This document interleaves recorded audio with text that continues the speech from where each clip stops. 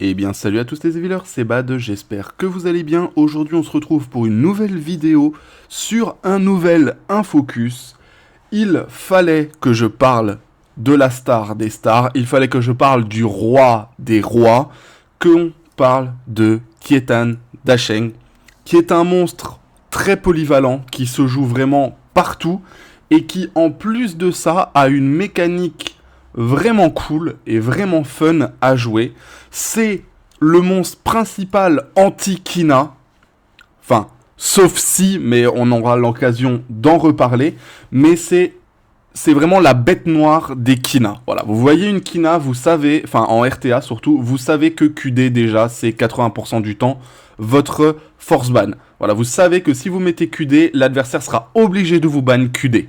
Sauf si il a un monstre, mais on en reparlera un petit peu plus tard. Concernant du coup Kietan Dasheng, donc il s'agit du roi des singes, qui une fois éveillé devient donc Kietan Dasheng. Kitian, Ketian, appelez-le comme vous voulez, mais en général les gens auront tendance à l'abréger, en QD. Voilà. Tout simplement, donc les initiales. Donc quand vous voyez par exemple en chat des anglophones qui vous disent je te conseille de up QD, bah vous savez que ça parle de Kietan Dasheng. Voilà. Kietan Dasheng, c'est un guerrier, ce qui en fait déjà un très bon monstre, déjà de par son grade. Le fait qu'il soit guerrier, ben ça va faire en sorte en fait que votre QD va naturellement être déjà un peu plus tanky. Mais c'est pas tout, on va le voir. On va checker rapidement, comme d'habitude, les compétences. Nous avons donc le sort 1, l'attaque basique, qui agite le bâton du singe pour attaquer la cible ennemie, active un coup ascendant avec une chance fixe. Alors le coup ascendant, on le verra un petit peu plus bas, c'est marqué exactement ce que c'est. Ici, on a donc des dégâts équivalents à 200% de l'attaque. Attaque en attaquant 20% de chance d'utiliser un coup ascendant une seule fois, et un coup ascendant, donc vous bondissez vers l'ennemi pour l'attaquer et appliquer un effet de réduction de défense. En supplément, entrave la cible ennemie avec une chance fixe. Donc ici, on a des dégâts équivalents à 986% de l'attaque. On a un niveau 1 de réduction de la défense pendant 16 secondes et une entrave pendant 11 secondes. Voilà. Donc, on passe maintenant au sort 1. Donc, utilise le bâton magique du singe pour infliger des dégâts proportionnels à ta défense aux ennemis dans la zone et applique une réduction de défense. Donc, le sort 1, c'est une auto-attaque, donc ça fait des dégâts par rapport à l'attaque. Ça, c'est le cas pour environ 90% des mobs du jeu. En revanche, le sort 2, ici, vous voyez qu'on a des dégâts proportionnels à sa défense. Donc, vous voyez déjà un petit peu où on va se diriger en termes de runage. On va essayer de faire en sorte d'avoir un QD qui va avoir beaucoup de défense, le plus possible, histoire de vraiment venir mettre des tatanes de forain. On a donc sur cette attaque des dégâts équivalents à 290,6% de l'attaque et des dégâts équivalents à 435,8% de la défense. Et on applique un niveau 1 de réduction de défense pendant 16 secondes. Donc vous voyez, c'est un très bon monstre parce que déjà vous faites des dégâts proportionnels à votre défense. En plus, vous mettez un break def, ce qui dans une team est primordial presque, on va dire honnêtement. Si vous voulez rapidement achever des ennemis, c'est primordial d'avoir un break def dans votre team. Ensuite, nous avons donc le sort 3. Donc ici, attaque les ennemis dans la zone et inflige des dégâts proportionnels à sa défense. Ensuite, dissipe un effet bénéfique de la cible et l'entrave avec une chance fixe. Fait tomber des éclairs sur la cible ennemie entravée dans la zone et inflige des dégâts proportionnels à sa défense. Alors, proportionnel à sa défense, c'est celle de QD. Ici, c'est une petite erreur de trad, mais c'est proportionnel à la défense de QD, pas proportionnel à la défense de la cible. Les dégâts sont équivalents à 290,6% de l'attaque et 435,8% de la défense. On dissipe 2 effets bénéfiques de la cible, on entrave pendant 11 secondes, et si la cible est entravée, on fait donc une attaque supplémentaire qui fera des dégâts équivalents à 87,2% de l'attaque et 130,7% de la défense. C'est pas marqué combien il tape. C'est marqué fait tomber des éclairs, mais on ne sait pas combien il en fait tomber. Globalement, par coup, donc s'il en fait tomber 5 ou 6, bah vous voyez déjà, ça fait quand même pas mal de dégâts.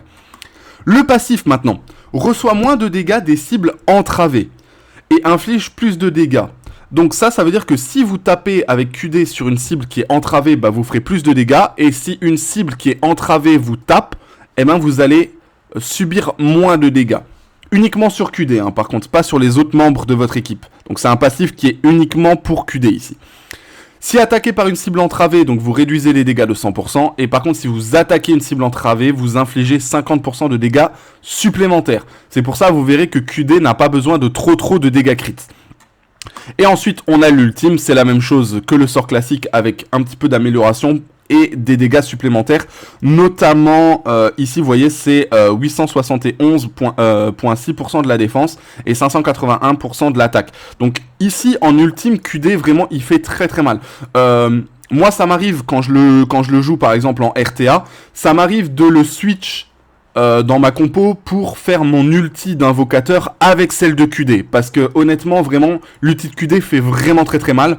En plus de strip 2 effets bénéfiques, et de strip tous les effets bénéfiques sur l'ulti, de break def et de root derrière, donc d'entraver. Root, c'est entraver en anglais. Passons maintenant donc au runage concernant QD. Alors vous allez voir, il n'y a rien de bien compliqué sur QD. On va déjà parler de l'artefact. Si vous avez l'artefact, c'est mieux d'avoir son artefact. Voilà, son artefact à lui, c'est évidemment le plus utilisé.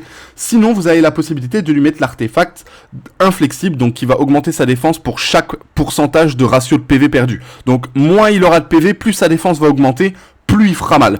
C'est pour ça que cet artefact, c'est vraiment pas à sous-estimer ici, parce que ça va permettre justement à QD d'avoir de plus en plus de défense et donc de faire de plus en plus de dégâts selon un match. Surtout qu'en plus, vous le savez, en RTA, plus le combat de RTA dure, moins l'ennemi a de PV et moins du coup vous avez de PV. Donc si vous avez moins de PV, bah, vous avez moins de ratio et donc vous augmentez votre défense. Et la défense en RTA, c'est la seule chose qui ne bouge pas. Donc voilà, donc en général, on va avoir tendance vraiment à jouer ce genre d'artefact.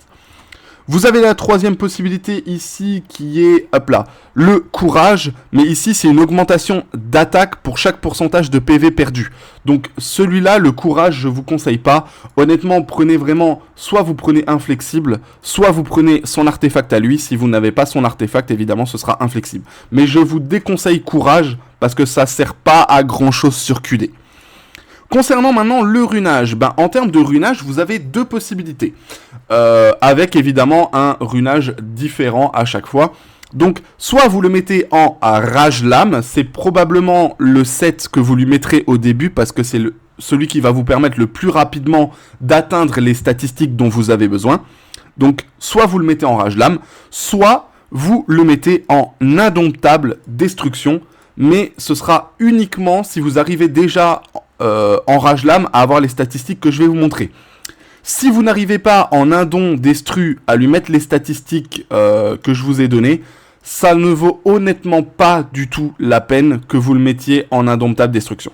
Voilà, mieux vaudra un bon rage lame qu'un très mauvais indomptable destru. Voilà, comme ça vous savez. Ici, en termes de statistiques, qu'est-ce qu'on va aller chercher sur QD? Eh bien, on va aller chercher un tout petit peu d'attaque. On va viser les 3000, 4000 d'attaque. Concernant la défense, c'est un minimum que je vais vous donner cette fois-ci.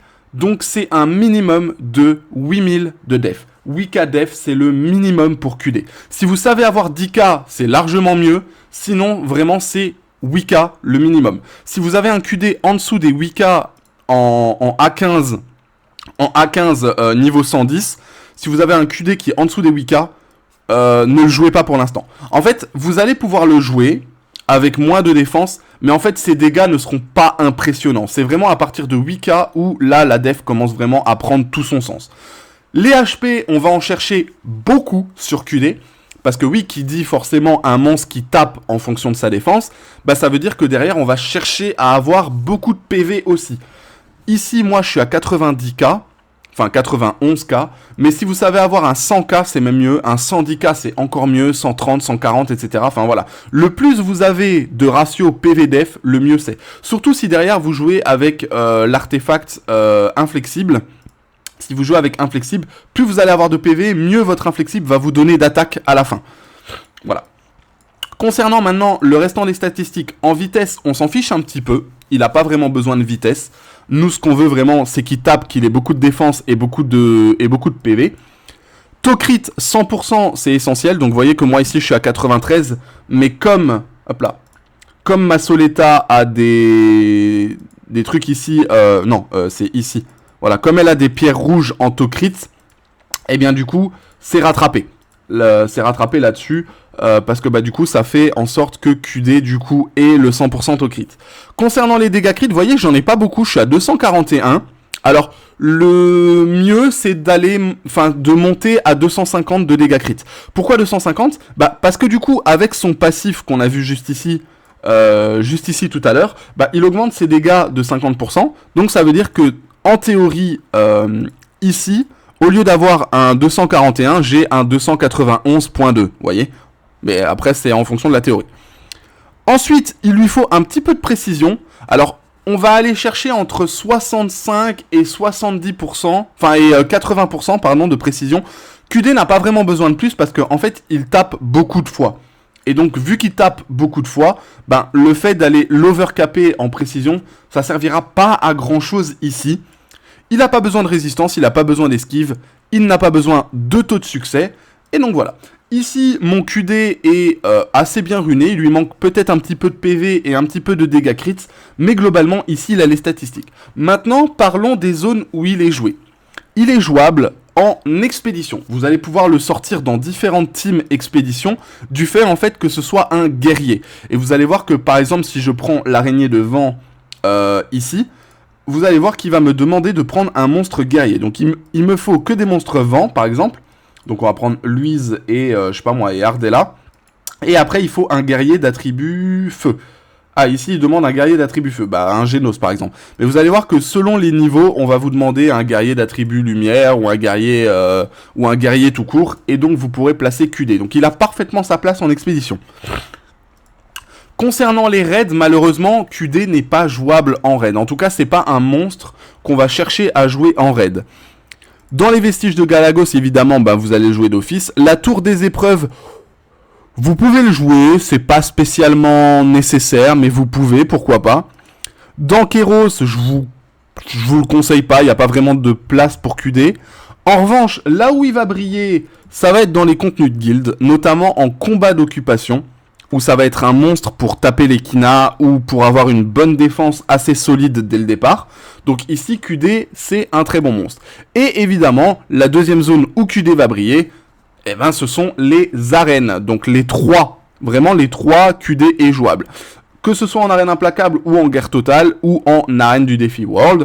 Et donc, pour la petite illustration, on va donc prendre une défense qui serait potentiellement OK. Voilà, on va prendre ça par exemple. Et on va partir avec cette compo ici. Je vais prendre exactement la même, ça devrait aller. Et vous allez voir que c'est QD qui va principalement faire les dégâts ici avec un petit peu ma Soleta. Mais le but ici, en fait, c'est de rapidement route l'adversaire, donc de rapidement mettre une entrave sur l'adversaire. Parce qu'une fois que l'adversaire est entravé, c'est comme s'il était stun, il peut plus bouger. Et comme il peut plus bouger, du coup, ça nous permet, derrière nous, de faire des dégâts et d'être tranquille là-dessus. Donc là, ici, malheureusement, QD est décédé, mais je pense que le Cliff devrait mourir. Alors, le QD est décédé, je sais pas pourquoi. Je pense parce que le QD s'est fait full focus par le Perna et le... Allez, il s'est fait full focus par le Perna et le Argen.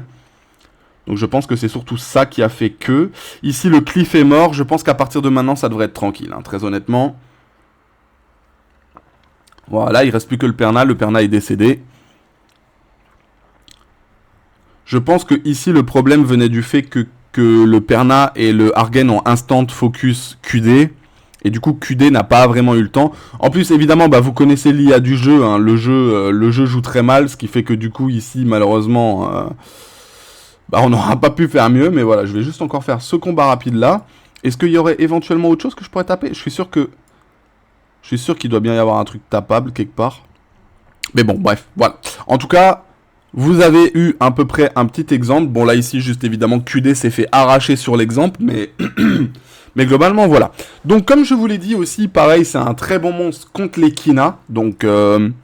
Voilà, n'hésitez pas à sortir QD contre les Kina. C'est un monstre aussi, j'ai oublié de le préciser, qui a été offert pour le premier et le deuxième anniversaire du jeu.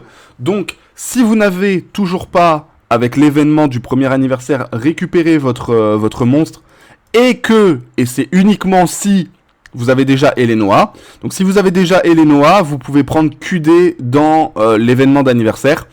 Par contre, si vous n'avez pas Elenoa, vous prenez évidemment Elenoa. Voilà, c'est à peu près tout pour cette vidéo. Merci à tous d'avoir regardé. N'hésitez pas non plus à vous abonner à la chaîne YouTube. On vise les 100 abonnés avant la fin de l'année, c'est largement faisable.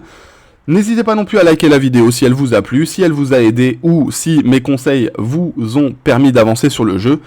N'hésitez pas non plus, encore une fois, à nous rejoindre sur Twitch. On est en live tous les jours à partir de 18 h. Voilà, je vous souhaite une bonne fin de journée. Je vous dis à très bientôt. C'était Bad. Ciao tout le monde.